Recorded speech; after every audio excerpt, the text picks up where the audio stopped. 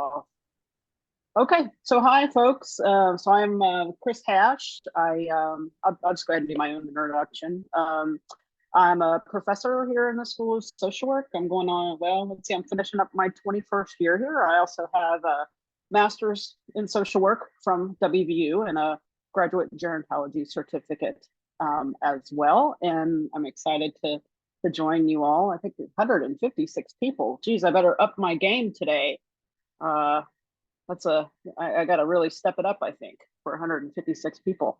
So today we're going to talk a little bit about photography for social work and social change. And I have a special guest today as well. And it's not Taylor Swift and Travis Kelce. I'm sorry, but it's close. My friend and colleague, Matthias Nalepa, who worked on this, the book that this presentation is based on. So I'll introduce him to talk about some of the things that he knows a great deal about and some projects that he has worked on. So we're just going to roll it along. I did put a link to the Google slides, but Mary convinced me that PowerPoint slides are easier to send out, that kind of stuff. So I made sure I got those to Mary this morning. So you probably read the description. We're going to talk about the history of social work, photography, in social work and social change, and we'll talk about like some contemporary uses and some things that you might be able to do, whether you're a practitioner, educator, researcher, anybody that's interested in these methods and how to apply them to social work related issues and approaches. So we're going to talk about 4 methods in particular that I thought would be the most applicable and things that you all might be interested in. And we have some links to some resources as well. And I'm happy for folks to reach out to me at a later date if they're excited about doing something and don't know exactly how to start it up or get stuck or anything. I'm happy to talk to people about that as well. So you probably saw the learning objectives. So we're just going to kind of give you a real brief kind of broad brushstroke of some of these methods that you can use, and then also give you some links to some resources if you really want to get into some things, and then have you kind of think about some ways that you might be able to employ these in your practice or research or teaching. And this is a shameless plug for a book that Matthias and I and our friend Anissa, who's out at Pacific Lutheran University, and I guess we could have called her up today, but we let her sleep in. So she's also a contributor, and this came out 2 years ago. And so just wanted to share that this is where a lot of it comes from. Some of you might recognize, and we'll talk about this a little later, might recognize the photo on the front cover, which is actually we'll talk about rephotography, but it's a rephotograph, kind of a blended photograph of the main street in the Scotts Run area in Osage, adjacent to Morgantown. So it's kind of like an old photo and a contemporary photo mixed together. So if you recognize that scene, that's why. And so here's a couple links. If you are really, really interested in this, you want to pick the book up, Amazon or Oxford University Press. It's been on Amazon for a while, so it's probably only cost you about $1 or $2 at this point, because they seem to drop prices on these things pretty fast. So you're welcome to check those out. So let's actually start with a question that'll kind of lead us into what we're going to talk about today. But and you can put this in the chat. I'll try to remember to check the chat because I'm a little out of practice with the Zoom stuff. 2 years ago, I would have been like really on it. So let's start, and you can just kind of put in the chat if you feel like it, and give a little explanation of why you said what you said. But social work, thinking about social work, is it an art or a science? Let us hear from you.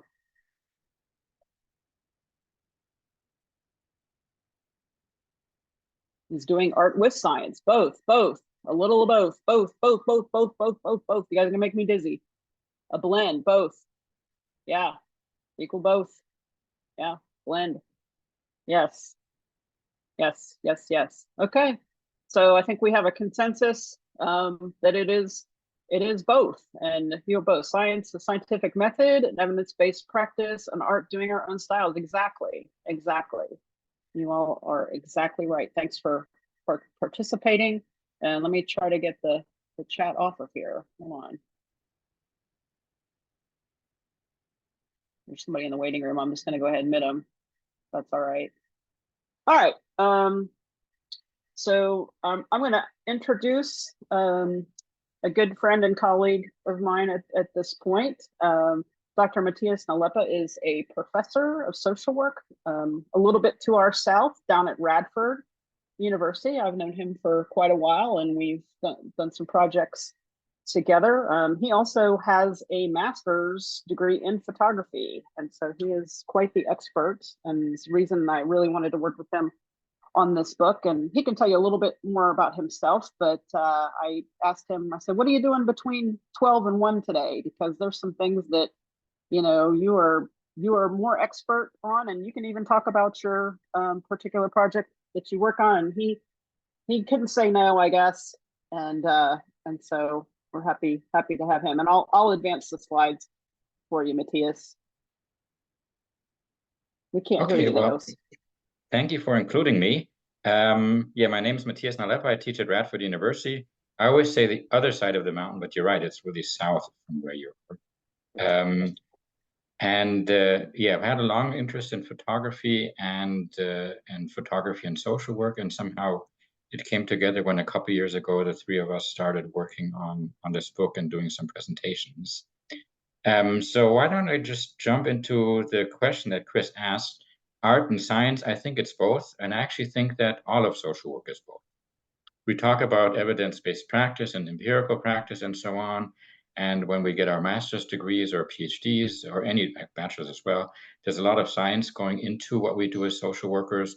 But when you have a client in front of you, maybe a community or a family or an individual, there's a lot of aspects of art in there. And what is this doing? It's asking me where I speak Arabic. I'm not sure. Zoom is doing funny things with me. I'm speaking English. I'm half German, so occasionally maybe the German accent is confusing to Zoom or something. Just ask me which language I'm speaking, but I hope you understand me as an English speaker right now. So yes, I think it's both. And in terms of practicing using photography, it can be applied, as the slide says, on the macro, the meso, and the micro level, and we'll have some examples of all of that. And one of the questions I always ask, and I'm going to ask it just in a cursory way, is what day in history was a day that most photos ever were taken? And I don't know if there's no exact answer because no one's sitting there taking tally of it, but it's probably within the last month or two, because there's still an increase of cell phones using photography, and there's an increase of people buying cell phones in some countries, and people are taking more pictures than ever using their cell phones. So it's probably fairly recently that that day happened. If you think about, those are a little older, how you used to do photography, and you had a roll of film and you had 24 or 36 pictures, and you'd have to think about, well, should I take a picture of this or that? Because you want to be judicious with what's on your little roll. And today, people take 20 pictures of the same thing and afterwards decide what to do with the pictures. And you'll have people having sometimes thousands of pictures on their cell phone. So it can be used on a number of different levels, and maybe we switch to the next slide. Okay. It's been around in social work for quite a long time, actually. And if you think about some of the... Hold on. There we go. Problem. If you think about the history of social work, and I'm not going to go into all of them, but photography has been around actually for a very, very long time, and I'll show you a few examples. One of the probably biggest projects ever was a Pittsburgh survey, which is just, I guess that would be up the road from where you are. The The Pittsburgh survey was an effort by Kellogg and others to kind of document the conditions in Pittsburgh, the conditions for people working in factories. And if I assume probably Morgantown, you might get it in the library there at West Virginia University. It's like a probably 3 or 4 foot wide number of really thick books that has a lot of graphics in there, has a lot of statistics in there, and has a lot of photos in there too to kind of illustrate things. So it's one of those examples where someone or a group of people took photography as part of this big survey they did on Pittsburgh and used it in a fairly scientific way to document. Another example, the next slide, would be the child labor movement.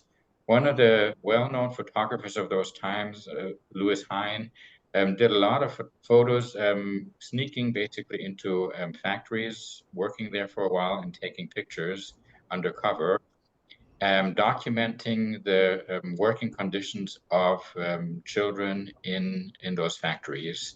And he's credited to being part of the success of the child labor movement in improving the working conditions for children.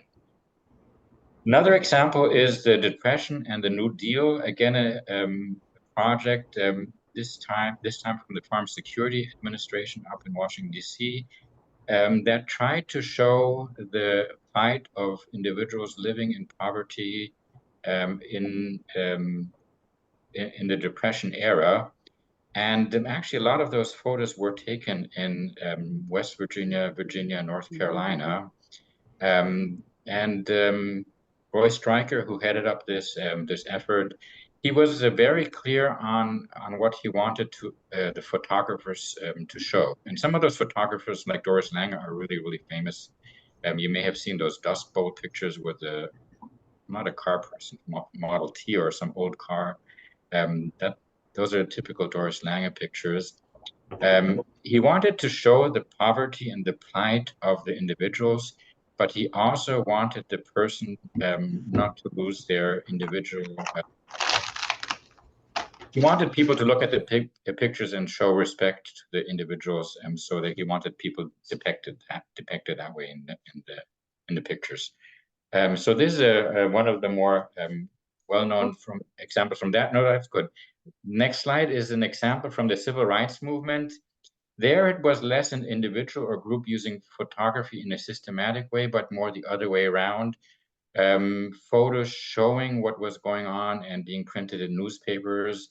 And the picture conveys a message in a very different way than a spoken word. So this is a picture from from Birmingham, the Children's Crusade. Other famous pictures are the sit-in in Greensboro, and I think, is that the next picture? No. Actually, no, we skipped that one. I didn't include that, yeah. But that's one that a lot of you probably have seen. It's the Greensboro Four sitting at the Woolworth counter. It's actually a picture that was taken the day after, so it's kind of already the question is this a real picture or not? But it was staged the day after. But that photo went around the world and is credited to having a very big impact on the civil rights movement. And then if we move on to today, we have a number of, so the point is photography has been around in social work and social change for a long time. It's been in there as a method that's been systematically used, but it's also been in there as a tool that is kind of ancillary to some of the other things we do in social work or in promoting social change. Yep. So Matthias, so what's the day that was the most photographed? Did I miss it? It's probably in the last month or so, because we still have more and more cell phones being bought, especially in developing so we parts of the don't world. know. We don't know, but it's still growing. Don't know yet. Yeah. Gotcha. Okay, we don't know yet. It's not a specific historical date, which is what everyone, me too, thought initially. It's the first thing to come to mind, but it is just the increased proliferation of phones and people taking phones and using tools of that are very common in the US now, but they're still like Snapchat and so on. It's a hard word for me. Interesting. Okay, so if we go on to social work, I already mentioned there's micro, meso, macro. One method to use photography in a systematic way is photo voice, and some of you may have heard of that method already. It's a method that falls into the participatory action research kind of social work, where you have participants, clients, individuals affected by something become co-creator or co-researchers, in this case with the use of the camera. In this case, something that is usually done on the community level or with smaller groups. So it's a way of integrating the photo, the picture in practice with clients.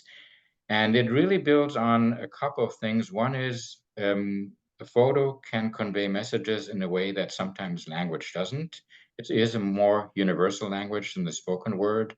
If I show you a picture of a little baby, of a person crying or a sad person, people around the world will react in the same way or in a very similar way.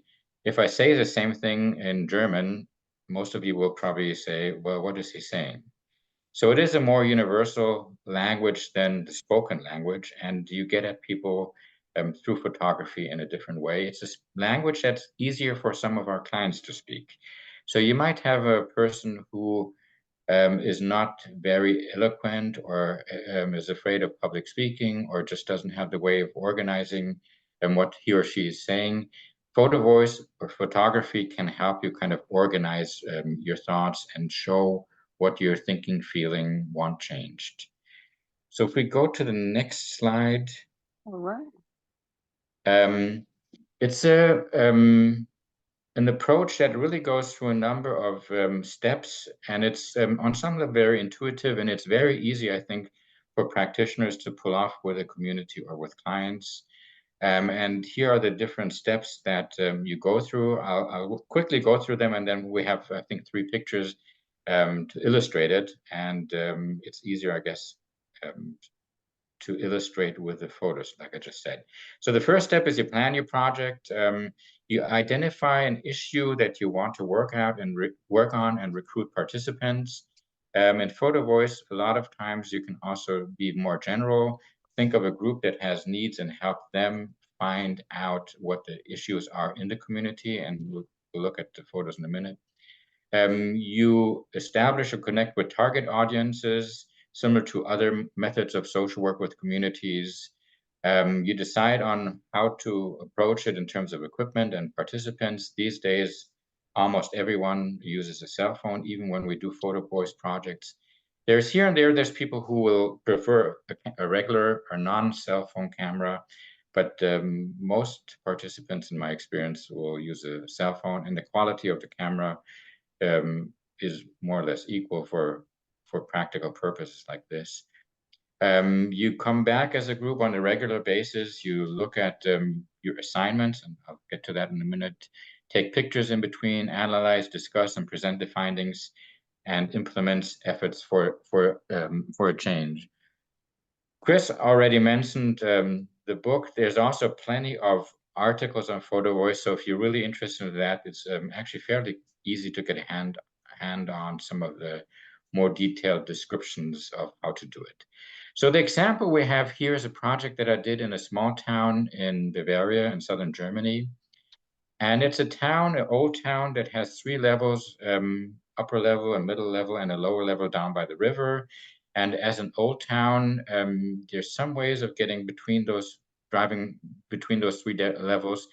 But a lot of what you have to do is walk in this town. It's just an old town with cobblestones. And if you live there, especially older adults, if they live there, they will have to navigate by foot on some of the hills. So what you see here is actually not that easy to see on a hill. On the photo is actually a pretty steep hill in the middle of town.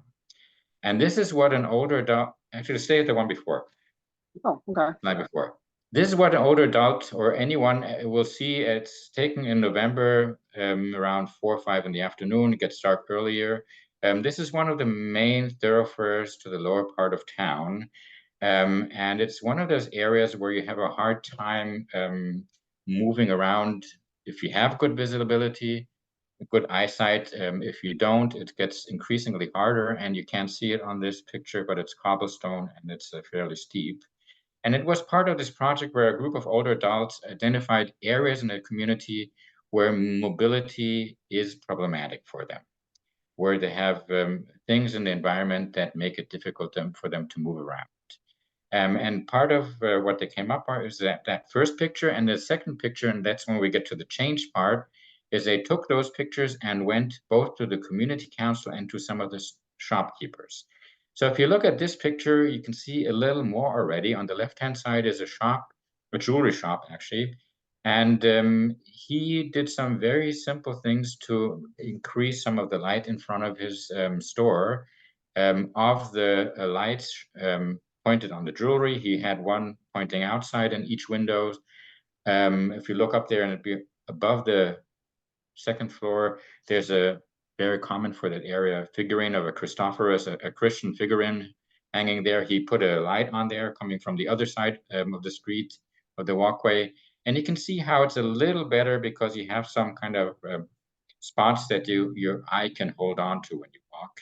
And if you go to the next step, next slide, this is so the first slide is something that they were able to implement together with the storekeeper there, one of the key stakeholders, I guess. And the second one is something that they convinced the community leaders to do, and it's actually a very inexpensive solution. It's a handrail that was there already, and all they had to do is attach a weatherproof strip. So it's not the $20 Walmart version. It cost a couple of $100, but it was still a very inexpensive way of adding light to this hillside. And now, if you look at it, it's a much more manageable hill for older adults, or for anyone actually. And the way it was done is through photography, taking those pictures, going to the key stakeholders and saying, this is our issue, this is where we have a hard time. Can you help us improve our environment in a way that our mobility is not quite as negatively impacted? Okay, that's in a quick run through. And like I said, you can use it in a whole range of different issues. And with a whole range of clients. All it really takes is a group of individuals who take the camera, take pictures of what is a challenge, or whatever else you decide on in their environment, taking those pictures and then going to however you can think about doing change. And I'll hand it over to Matthias, the other Matthias, the Chris Matthias. You're going to be teasing me about that for years to come. Thank you for joining us at the last minute. And you can stay on if you like. I guess I owe you lunch. I owe you lunch in 2 weeks when I'm down there in the Purple Onion. Okay. Lunch is on me for that. So yeah, you can hang on. You can head off. Go to the beach. So just kind of as a little kind of break in terms of giving you all a chance to kind of think about how you might be able to use Photo Voice, and feel free to put something in the chat if you have some ideas about how you might use a Photo Voice project in your practice or research or teaching, or you can kind of just let things bubble a little bit in your head.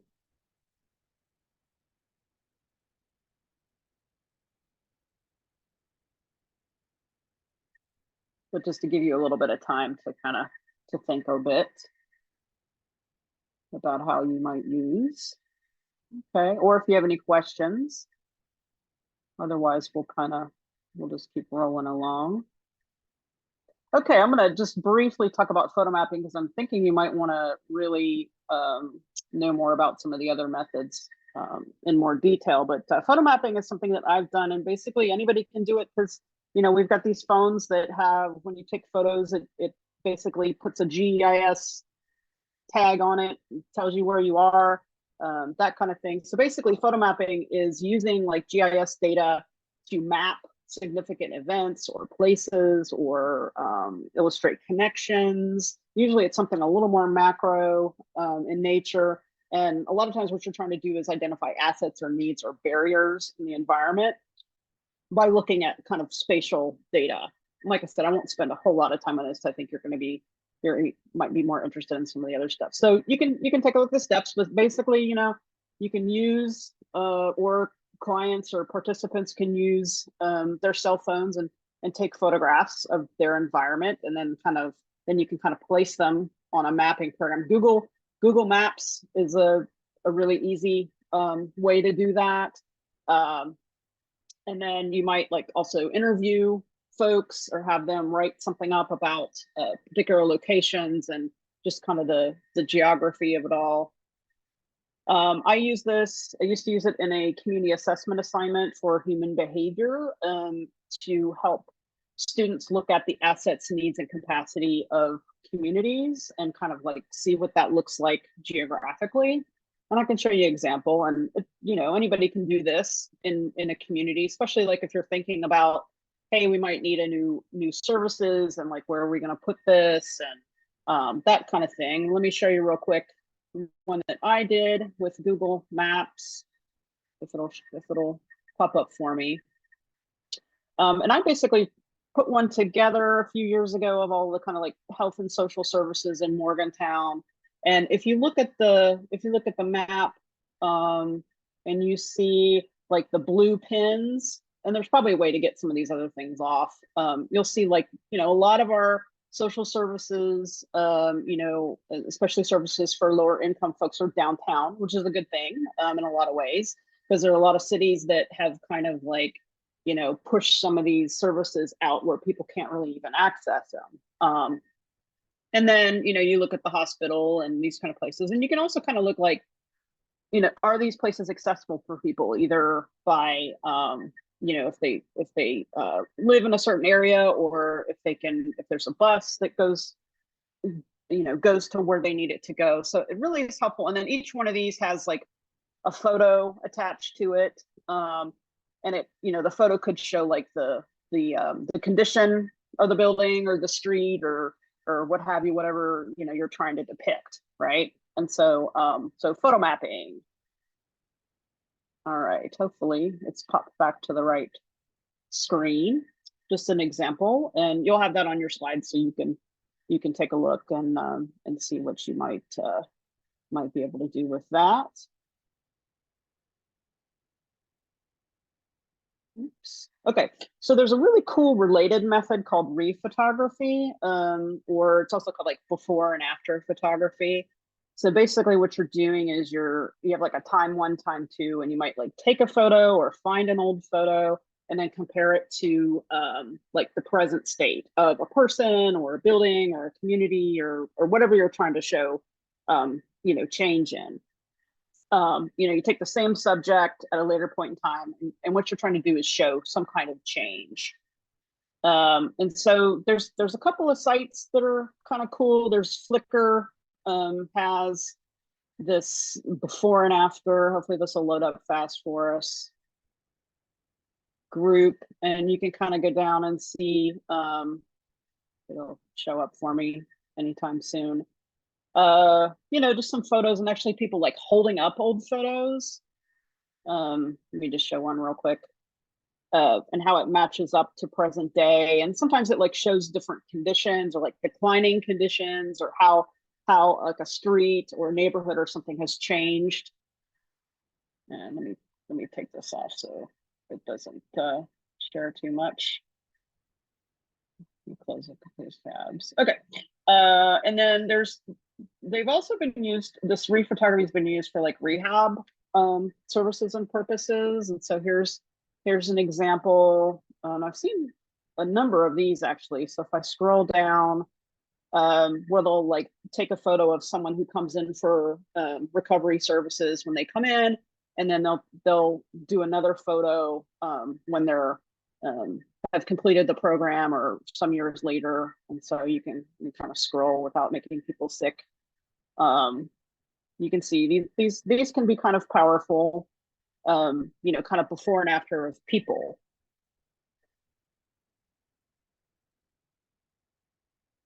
And so rephotography, I like rephotography. And so another example is the photo actually on the cover of the book, where, you know, it kind of shows what downtown, the, you know, Main Street, Osage, Scotts Run, which was a booming coal camp back before the Depression, and you know, you can kind of see now it's you know, they used to actually have a coal a train filled with coal like come down the center of the street, right? And they had all these cars parked. There were these, you know, shops, and it was very vibrant. And now it's there's a few things out there. It's got some residential properties, but you know, once the Depression hit and a lot of the kind of the coal camps kind of dried up, it became a really different story out there. So they liked the photo, so they said let's put that on the cover, and so there it is. But it's kind of cool to do that with the environment, whether it shows like a decline or an improvement or what have you. And if you're looking for old photos of sites in West Virginia, the West Virginia University Library online has a site called OnView, ONVIEW, and you can search like photos. You can find like you know, Hopemont Hospital in Preston County used to actually be you know, for people with, I can't remember the disease, but when we eradicated it, I don't know. Now I'll remember that in a second. Anyway, so there, you know, you can see basically used to kind of be an asylum. And so you can see old photos of some of these places in West Virginia, and kind of compare them to, you know, like present day as well. So that's actually kind of cool. Oh, it was a tuberculosis hospital. Nope, not polio, sorry. It was a tuberculosis hospital. So yeah, TB. Thank you, Jeannie. Always telling me something good. All right. So just kind of thinking you could put it in the chat, or you can kind of have it, you know, buzzing around upstairs a little bit. You know, if there's like a photo map or rephotography kind of project, or, you know, intervention that you could put into place. Answer, but I'm assuming we will be emailed this. Yes, you will be emailed the slideshow. And again, I'm happy, you know, if people want to think about these things and reconnect at a later time and you know, bounce around some ideas. I'm happy to do that. Sometimes things, you know, kind of let them. Yes, somebody trying to talk. Okay, Mandy. Hey. Hey. Hey. Hey. So in one of my sing? classes, Yeah. we talk, it's a social work 541. We talk about the work of Chris Arnade, who wrote the book or published the book Dignity, Seeking Respect in Back Row America, where he traveled through taking photographs similar to what you guys have shown here. He is not a social worker. And there's been a lot of discussion about like how to walk that line between kind of depicting these stories and telling these yeah, exactly. Yeah. And then there's like the soft white underbelly, I think is a social media website. There's also I've seen that too. Yeah. Can you pop those in the chat so people can have access to it? And then Josh, thank you for posting. Yeah, and the other thing too is like, you know, you have to really be careful when you're depicting people that are kind of you know, coming in for recovery services and then post treatment, and that, you know, with their confidentiality and their permission, and you know, you want to make sure that you're you know, not harming. So but there's a number. We had a faculty member who worked in one of the worked on a project in one of the areas of Pittsburgh called Homewood, and they had a lot of houses that were abandoned in this particular neighborhood, and they call it urban blight. And she got some teens together with their cell phone cameras and had them document the different you know, problematic houses, and wrote up like their stories about it. And they took it to city council and had something done about some of these dwelling owners and landlords that weren't doing anything about this because it was harming their neighborhood. So that was actually there's something called participatory photo mapping that also includes photo voice. So that was kind of a common, that was kind of a combo, but those kinds of things can be used to try to make changes in, you know, at the community level. Okay, So phototherapy, which I think a lot of you might be interested in this. So, you know, basically what you're doing is you're having people use personal photos, family albums, and those usually already existing photos. And they're used, you know, of course, this is something that has to be discussed with the client and the therapist typically on, you know, how to use these in a therapeutic way in sessions. And, you know, so you can see the steps. So basically you have to decide, you know, with the client and, you know, discuss with them what photos to collect and bring in. You have the client provides the interpretations of the photos, and the therapist might like look for patterns and interpretations to help them gain insight.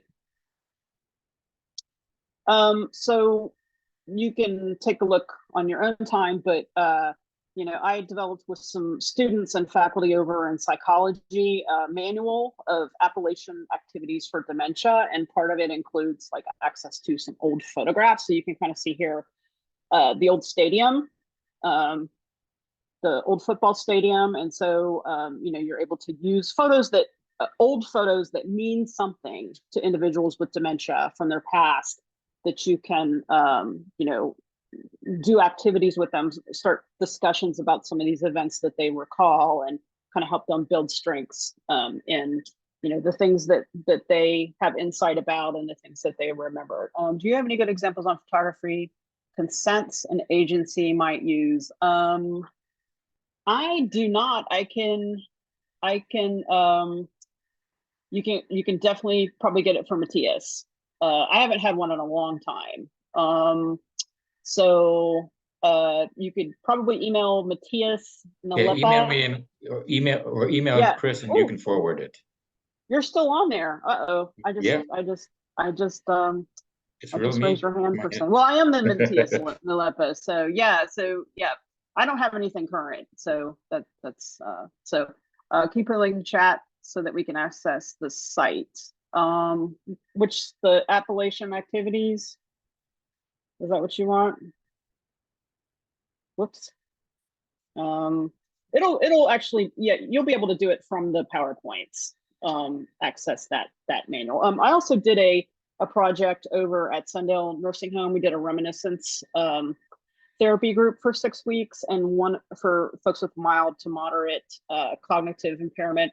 And I used a lot of old photographs from the WVU library systems one of the weeks, and we you know, did some reminiscence work around like old photos of the stadium, of things that they would be familiar with from growing up around here, and it was fantastic. It was really really great.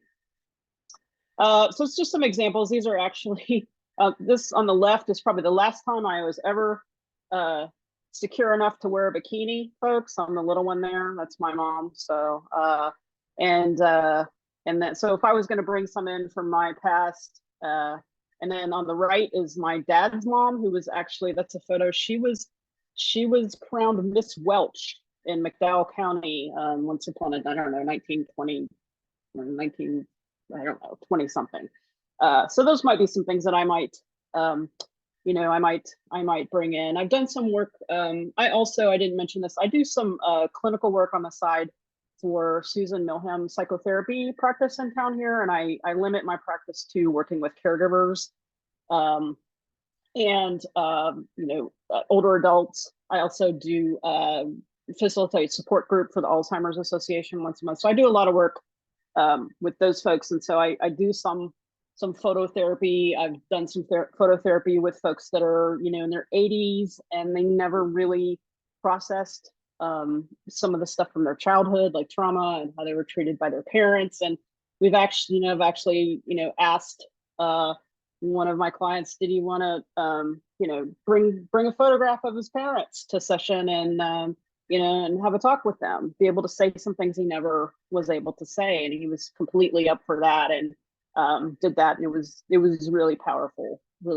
stuff. So you know, there's a lot of ways you can go about this. The most important thing is that you make sure you know 100% have consent of the client, and they're up for doing this, and they kind of drive the bus on it. So kind of think of for you know, a couple minutes about how you might use phototherapy, and maybe you have used phototherapy in your practice already. And if you want to share it in the chat, that's great too. It's a pretty it can be a pretty powerful tool to use, and it helps people, like Matthias said, people that are a little apprehensive about just kind of talking in general, or talking about their families or their history, or some past issues, especially.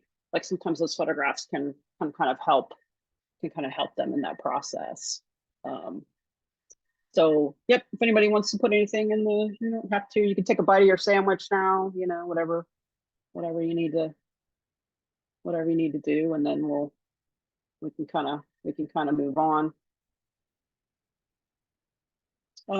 Foster and adoptive families help children pick life books. Great. Use photos if we can find any. Yeah, that has, thank you, Julia. That has to be really, really beneficial, I would think. Yeah, and so, these days, I mean, the photos that we have that people take, from their phones and stuff, I mean, geez, there's just an abundance of photos that people have access to, right?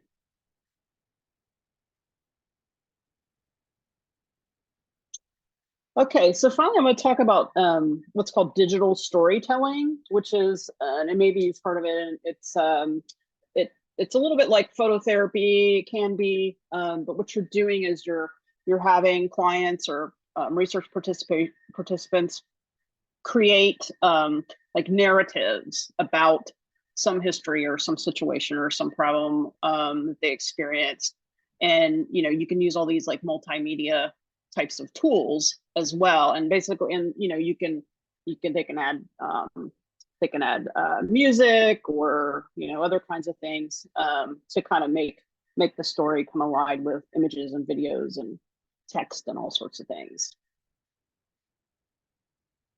So the steps, you kind of identify the story, or you help the client or participants identify the story, and help like get in touch with the emotions of the story. What are these like defining moments of the experience, and then kind of like finding different photos and sounds and whatever is needed to kind of tell the story, right? And then you assemble and share the story, or they share the story. And so you'll have these in the PowerPoint, but there's one of the universities has put together like a whole website on digital storytelling tools that you might find helpful. And there's free programs that you can access, or ones you can pay for, of course, that can help people put these kinds of things together. So our other co-author, Anissa, who again is a professor, she also does some clinical work on the side in the state of Washington, and she had a assignment in class. It was actually a death and dying class that she taught, I think, to undergrads, and she gave them an assignment to create a digital story of some kind of loss experience of theirs, and so these are just some of the photos that we're using with permission from these folks. And and I know this from working with some undergrads. I'm thinking, oh well, I'll have this assignment asking them about a loss, and I won't get much, and then you just can't even believe how much loss they've already experienced in their life at such a young age. And so this is kind of a universal, it's definitely a universal kind of experience for folks. And so one of the students said, these sets of photos have helped me recognize and articulate my emotions and experiences in a way that I would not have been able to do on paper or even verbally. Let's see, Robert, what do you have here? Oh, okay. And Carolyn, thank you. Yeah, hospice patients who are veterans. This is really good for people at the end of life, for sure, to put not just to collect photos, but just to kind of put digital stories together. Let me scroll back up so I can see these things that you're. Oh, okay, Robert, you do living legacies for hospice patients that are veterans, by biography, emphasis on military service. Wonderful. Yeah, great. And we can make these multimedia or not, just depends on what the need is. And thank you for I'm gonna have to check out that NPR story. on migrants. Okay, cool. Thank you so much. So this is an example of digital storytelling. I've had students do digital stories of different case assignments and such. And you know, the great thing about digital storytelling is it really helps a story or experience or an issue come alive for folks. So just kind of think, some of you have done this, but you know, and you could post it if you want to, but just kind of think about how you know, so a digital storytelling project or practice that you could put together.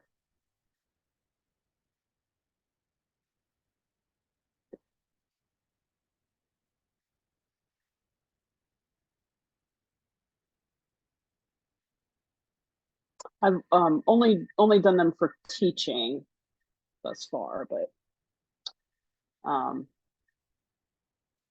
and it could be something if you had a client or someone you were working with that didn't, you know, wasn't super tech savvy, you could you know, you could help them with the tech of it, or find, you know, an adolescent to help you. Okay, seniors in high school, Carla. So yeah, so that would be a good digital storytelling, definitely. Someone's knocking on the door. Hang on. So okay.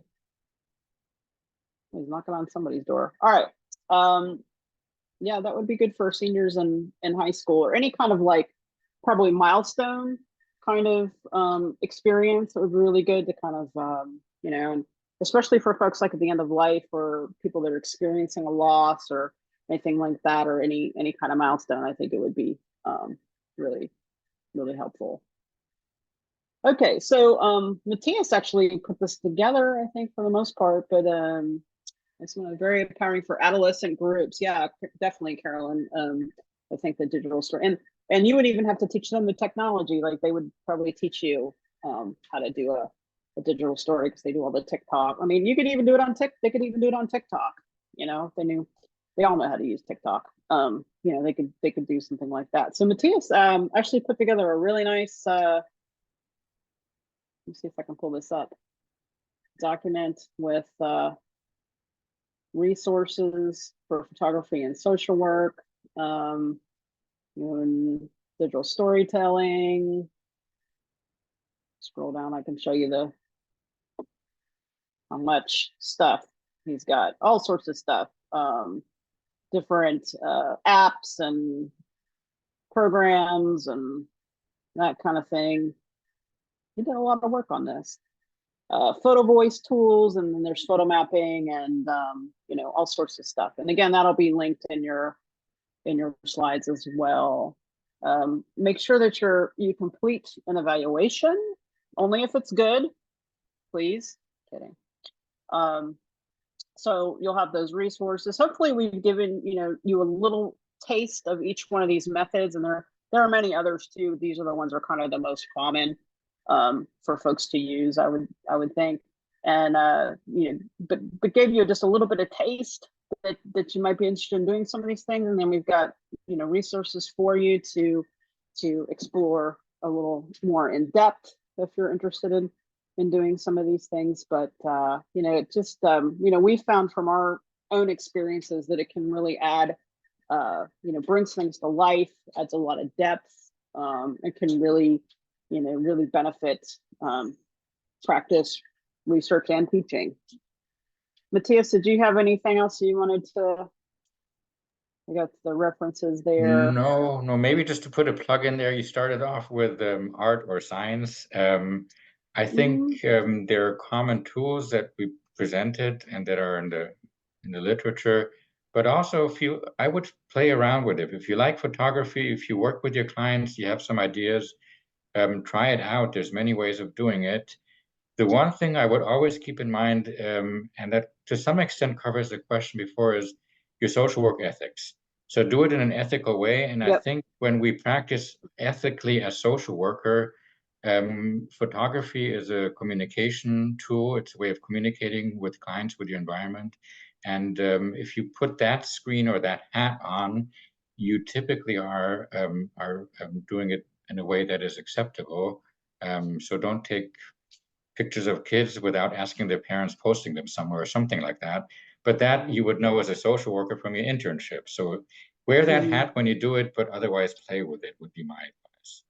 That's a really good point. We have a whole chapter in the book on ethics and ethical use of photos and photographic methods and such too. So that's extremely important. So thanks for reminding us of that. Are there any like final questions that folks have that you could put in the chat for either Matthias 1 or Matthias 2? Waiting to see if folks have questions. I just want to thank both of you for this presentation of the time. This is really interesting. And information. You're breaking. Hold on, sorry, you're breaking up for me. Try to again. People having trouble hearing. You might want to put it in the chat. I for some reason you're breaking up. Thank you all though, and again, keep in touch if this is something that you're interested in doing, and if you do something and it's really cool and you're really excited about it, just drop us a line. We'd love to hear about it. And thank you. Glad it was interesting. With 156 people or whatever, we really had to step it up today. Oh, gave you some ideas. Wonderful. Don't forget to fill out the evaluation. And thank you, Mary, for offering these lunch and learns. I know I jump on a lot of them. They're always just really, really timely and really, really helpful for folks that are out there. Yeah, always really great. Always great, cutting edge, timely topics, great presenters, except for today, but usually there's pretty good presenters. And really diverse as well. So thank you for continuing to do this for our community of social workers. Well, I'm glad to confirm it. And just a couple quick reminders, we'll be sending out the CE certificates and a copy of PowerPoint. So, they'll have all the links and information in it for you guys. Yeah. And thank you, Matthias, for jumping on at the last minute and sharing all the wonderful things that you shared from your experiences. Really added something special to the presentation today. And I owe you lunch in 2 weeks. I think, we're just about at 1 o'clock, so I think we're going to wrap up. But thank you everybody for attending. Thank you to the presenters, and hopefully we'll see you back here for a future lunch.